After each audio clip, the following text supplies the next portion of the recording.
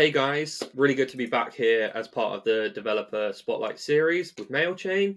Today we are talking to the established and incredible and worldwide known Greg, who, he's worked all over the place, but he's particularly focused on ENS and Ethereum identity and domain services. Thank you for being here today, Greg. We're going to dive into a little bit of how he got to where he is, some of the projects he's worked on, and what he's looking for in the future. So I'm going to hand it over to you, Greg. Do you want to give a bit of an introduction as to who you are, where you come from, and what you're up to? Yeah, thanks, Tom. That was quite an intro. I don't know about all that, but I appreciate it. Yeah, so I got into Web3 in the summer of 2021, kind of around the NFT craze. And very quickly, I came across these .eth names on Twitter of just anybody that I was seeing talk about these NFTs had .eth name in their Twitter. And obviously that is ENS, and kind of led me down the path of building projects on ENS and to where I am today, which I'm sure we'll get into. But I really just came across Web3 pretty naturally on Twitter. I've always been into tech and saw people building these cool things without having to ask for permission and just experimenting on whatever seems fun. And that really kind of caught my eye and drove me to where I am today. That's so good. You mentioned quickly there the fact that they could build on stuff without any permission. Is that something that really attracted you to Web3, or is it just something like different that you hadn't seen before? I think it's something that I hadn't seen before. And also, like, I kind of became a much better developer through Web3. Really, beforehand, I had been building static, like HTML, CSS Yeah. websites, sometimes messing around with WordPress themes, but I hadn't really done like real coding, as people would probably call it, until getting into Web3. Once I was kind of in and learning about all this stuff, it was just a very clear like difference between having to request API keys, wait for it, potentially pay for Yeah. them, get rate limited, all that stuff, versus just like, here's Web3, here's like everything, Here's you know. everything. Yeah. Here's the Yeah, world. literally everything. And so that's just exciting to me. Yeah, I couldn't agree more. I mean, it's one of the best things and the most deliberate and obvious differences to being a Web2 developer is there's such a sense of transparency and openness. And I know Web2 does have open source projects, and I'm not like, not bashing them in any way, but Totally. there's a different like flavor to it in Web3, I think, where the collaboration is just through the roof and everybody is trying to work together and build stuff for a better future, which is incredible, I think. Yeah. So I won't list all of the projects that you're working on or that you have worked on because that will be the entire video, I think. But just to name a few, at the beginning of your journey, you talked about the Ethereum leaderboard, F leaderboard, which is an awesome tool for ENS people to see where they rank amongst themselves. You've been working on the Farcaster search, which is very cool. Your famous ETH toolkit, which is a fantastic way for people to get started with Ethereum stuff. It's really useful, I believe, which came off the back of a hackathon as well. So we'll get into that in a minute. And, more recently, you're working very closely with ENS. So I guess with your huge repository of success, are there any projects that stand out and what inspired you to create them? Yeah, I think those three are good, like few stops along the journey, kind of. And so, like I said, when I came into crypto or came into Web3 at least in the summer of 2021 and saw these .eth names everywhere, it was kind of like these are just on Twitter, but it would be cool to have like a list of these or like more of an experience around these. And so the idea came about after seeing some kind of requests for it on Twitter or just ideas of somebody should make a way to search through these or just rank them, just a social experiment, basically. And Yeah. so me coming into the space, not having real coding knowledge, it seemed like a perfect way to learn about a bunch of different things and build what people are looking for and build something that I personally want to see.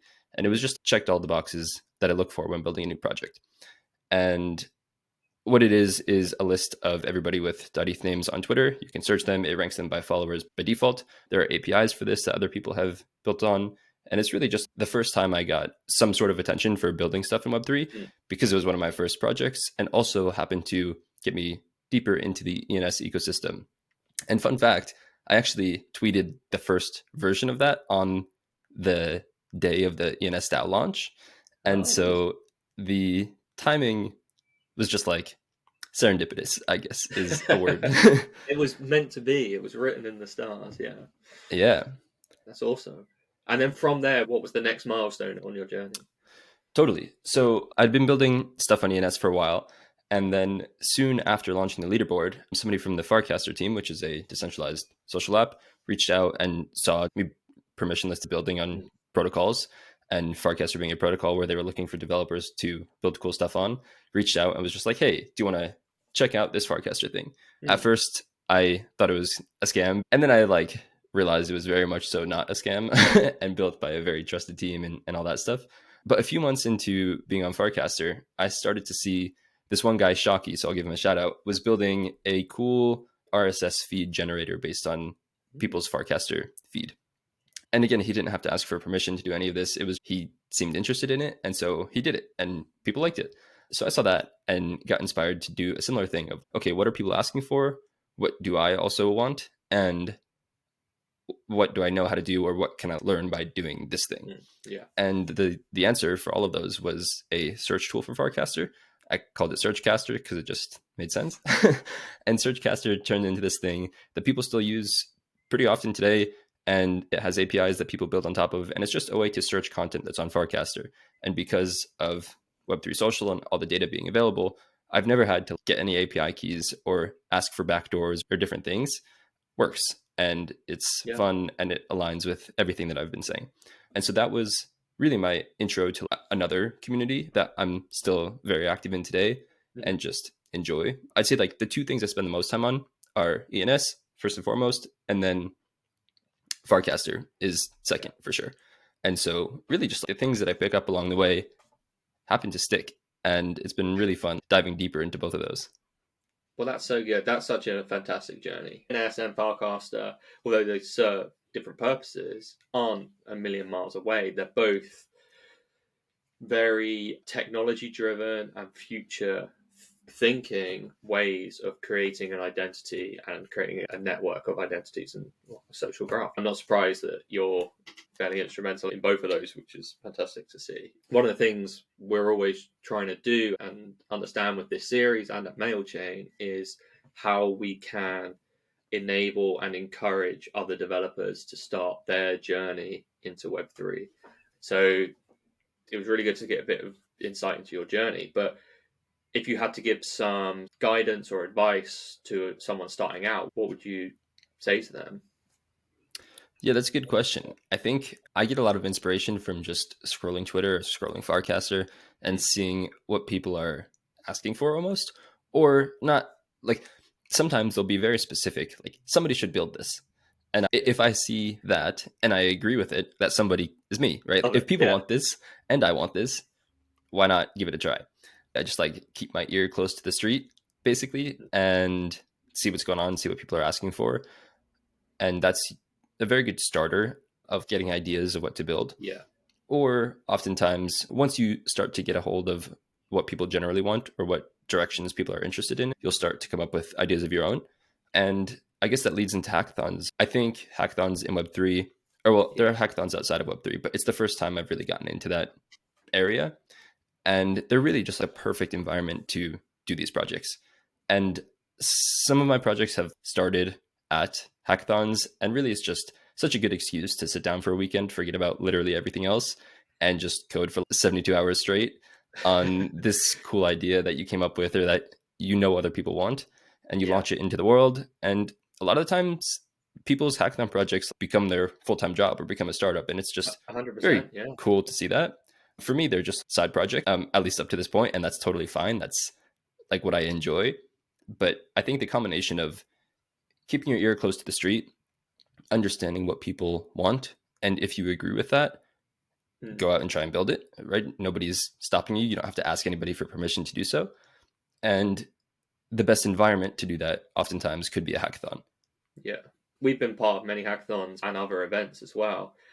And you're completely right. So many times we've seen hackathons that have been just a small testing ground for an idea, and maybe that idea doesn't go any further.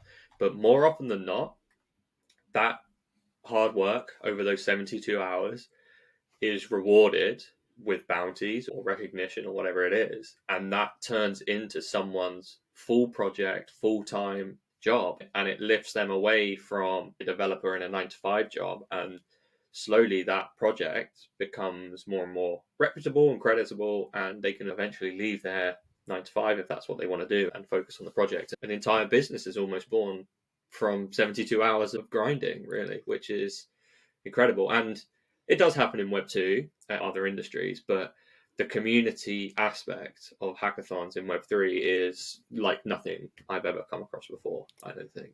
So yeah, we're always encouraging new developers.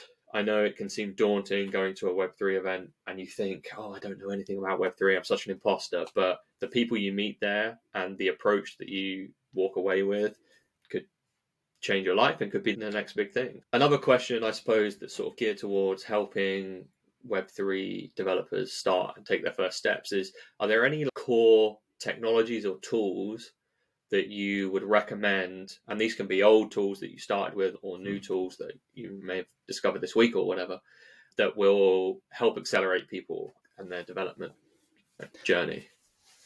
Yeah, it's an interesting one. I came into Web3, started building things before I knew React or really how to build a solid web app, which is kind of funny. And I think a little different than most who come in as Web2 developers and are adding this little piece, because at the end of the day, a lot of this stuff is very similar. The main difference is handling wallet connections and submitting transactions to the blockchain, which is not just a database. Those things are definitely new and can be tricky.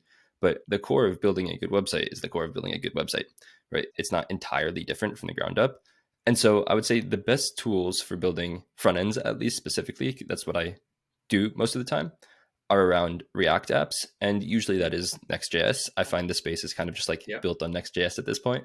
So I think the best starting point is just learn Next.js basics. And then on top of that, there are a few core libraries that everybody uses, Wall Connect and stuff like that. The few to note are Ethers.js. It's been around from the early days of Ethereum. And really, if you go deep down the stack, somewhere in almost every single project is an Ethers dependency. And so Ethers is something that you'll come across very quickly. And a tool that uses Ethers, or at least used to use Ethers under the hood, is WagMe. And that is a library of React hooks to more easily interact with Ethereum in your web apps. And so really Ethers plus WagMe plus, I guess, VM, those three, you'll come across them quickly. And it's worth learning how those work. But I'd say, again, what makes a good website is what makes a good website. And so start with the basics and then kind of go into the Wallet Connect stuff after. I do happen to have a starter template on GitHub for what I personally use for building web apps. And so I happen to think that's a good place to start. But it absolutely is. Yeah. I don't think I've come across, okay, maybe one or two, but not very many projects for a long time now that doesn't have that sort of golden trifecta of those three projects in it.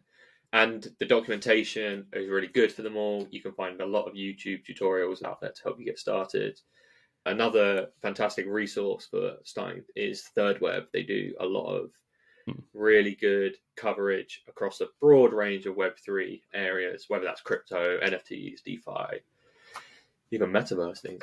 Totally. So I'm going to move on to sort of our last and sort of chunkier question, I guess, is we're starting to see, and this is something that very much pertains to your project history and your tech stack, is we're starting to see a big movement in the world of Web3 identities, domains, namespaces, ENS being one. There are other protocols like Lens and Aurora and Near and all of these other projects that are starting to carve out a new kind of identity for people to use online and when they talk.